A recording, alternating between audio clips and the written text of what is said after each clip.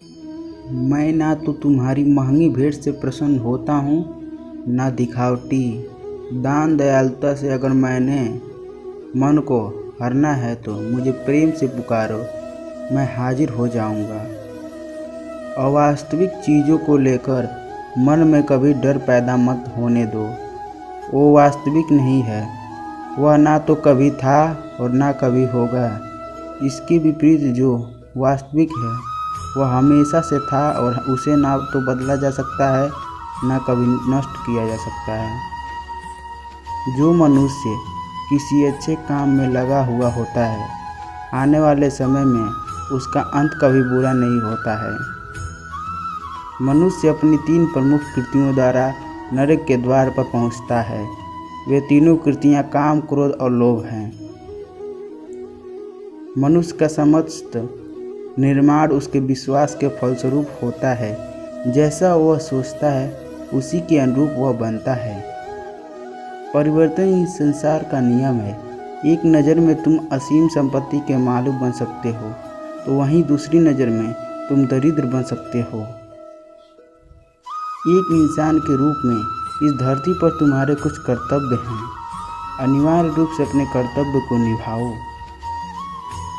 किसी से सच्चा प्रेम होना शुद्धता और दिव्यता का प्रतीक है। जो कुछ भी हुआ है उसमें तेरा कोई योगदान नहीं है, इसलिए तुम्हारी सारी परेशानियां व्यर्थ है। हर चीज़ की शुरुआत मुझसे होती है और ख़त्म भी मुझ पर आकर ही होती है। इंद्रियों से मिलने वाला सुख सच्चा नहीं होता। इंद्रियों का सुख पहले तुमको अमृत की मिठास देगा, लेकिन बाद में तुम्हारा विनाश कर देगा। तुम अपने जीवन को सार्थक बना सकते हो, लेकिन इसके लिए तुम्हें मेरी शरण में आना हो पड़ेगा। अगर तुम्हें मेरी बातें अटपटी लगती हैं तो तुम्हें अपने नज़रियों को बदलने की ज़रूरत है। अभी तुम चीज़ों को उस तरह से नहीं देखते हो जिस तरह मैं देखता हूँ।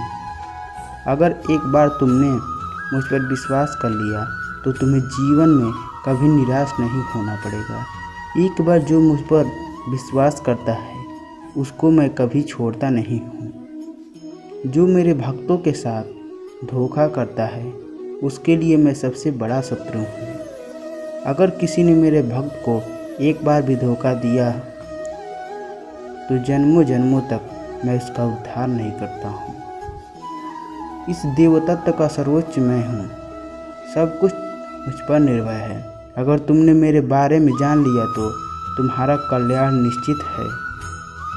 मैं हर दिल को एक मंदिर की तरह देखता हूँ। जो झील जितना सुंदर होता है वहाँ मैं उतना ही अधिक हटता हूँ। भगवान श्री कृष्ण के चरण कमल इतने पवित्र हैं कि जो कोई उनकी शरण लेता है तुरंत शुद्ध हो जाता है।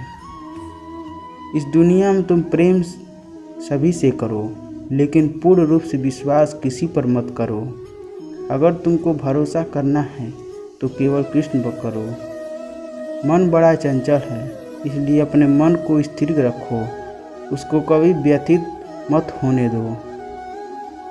आपने जो कुछ भी किया वह आपके साथ एक दाग की तरह चलेगा, इसलिए अपने कर्म में शुद्धि लाओ। बुरे विचार मन को दुखी और परेशान कर सकते हैं, लेकिन जब आप कृष्ण में विश्वास करते हैं तो कृष्ण स्वयं आपकी सब परेशानियां दूर करने आते हैं। मैंने अभी तक तुम्हारे शरण में आने के प्रस्ताव को स्वीकार नहीं किया है, क्योंकि तुमने अभी तक पूर्ण रूप से समर्पण नहीं किया है। जब तुम शुरुआत करोगे तो स्वाभाविक रूप से तुमको असफलता मिल सकती है। कई बार तुमको गिरना भी पड़ सकता है, लेकिन इसका मतलब यह नहीं होना चाहिए कि तुम उस काम को करना छोड़ दो। एक समय आएगा जब तुम परिपूर्ण हो जाओगे और तुम्हारे सभी काम सफल हो जाएंगे। इस काम में मैं हमेशा तुम्हारे साथ खड़ा रहूँगा। मैं तुम्हारे हर छोटे बड़े कर्म में साथ दूंगा। तुम्हारा जो दिल करे उसको करो, लेकिन नम्रता और सरलता के साथ करना, अहंकार के साथ नहीं। एक उपहार तब शुद्ध होता है जब उसको सच्चे दिल से सही व्यक्ति को सही समय पर दिया जाता है और बदले में कोई दूसरी उम्मीद नहीं करते हैं। कड़े संघर्ष के बाद प्राप्त होने वाला सुख जिसने आपके दुखों का अंत किया है, ऐसे संघर्ष का पहला कदम आपको कड़वे जहर के समान लगता है और अंत में आपको अमृत की प्राप्ति होती है। इस तरह का सुख केवल मन की शांति से प्राप्त हो सकता है।